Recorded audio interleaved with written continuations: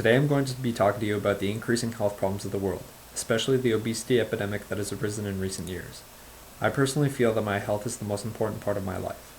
As of recent years, health has been declining, and we see this for the increasing body fat of the population. In previous years, obesity was rarely seen, but now is considered to be a global epidemic.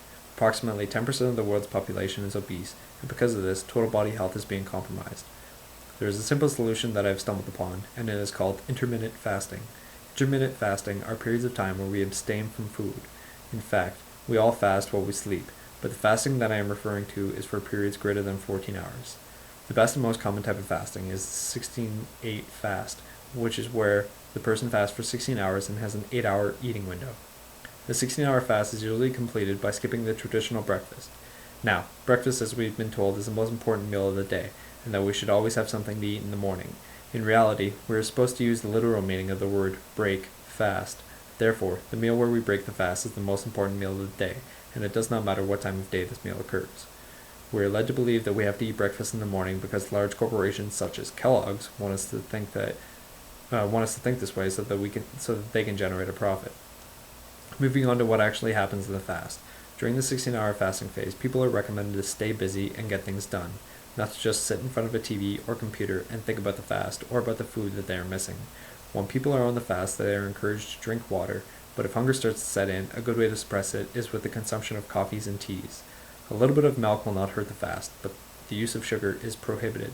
As well, chewing sugar-free gum is a good way to suppress the hunger, but most people find that the longer that they employ the intermittent fasting method, the more that they are able to control their hunger. Then there is an 8-hour eating window where people are still encouraged to eat whole foods in 2 to 3 separate meals. If it so happens that the person consumes bad foods, they can increase the fasting time to, let's say, a 24-hour period to counteract their poor decision.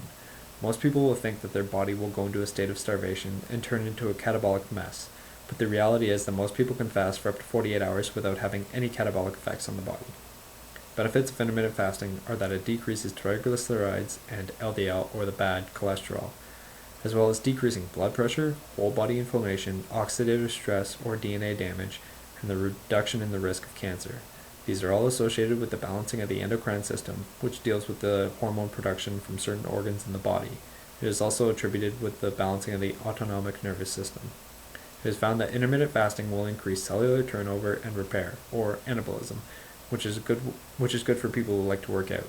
There will also be an increased fat burning, or fatty acid oxidation, growth hormone release, and increase in the metabolic rate later in the fast, which is stimulated by epinephrine and norepinephrine release.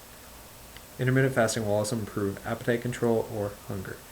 It will improve blood sugar, which is good for diabetics, by lowering blood glucose and increasing insulin sensitivity.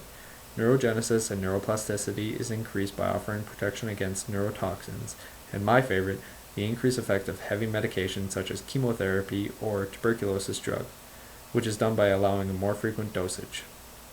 You may ask yourself why everyone is not doing intermittent fasting, and the main answer would be that the organizations that want to make a profit off people eating more frequently do not want to conduct studies about eating less frequently, and the studies that are being conducted are not as publicly displayed, so therefore knowledge is lacking. I want what is best for the general public, and fasting will more than likely help decrease the obesity epidemic and create total body health for all that try fasting.